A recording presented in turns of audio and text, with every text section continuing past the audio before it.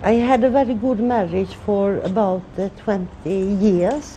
After that something happened, I can't explain, but my husband started to abuse me and beaten me, threatened me, took all control over my life.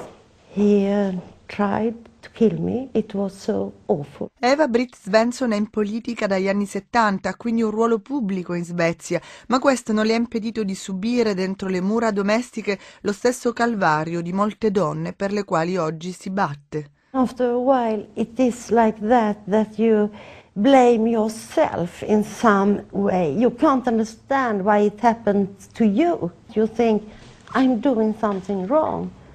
But men in his workplace always talk to him like that, oh, you don't know what she's doing, she's not at home, she's working, she's on political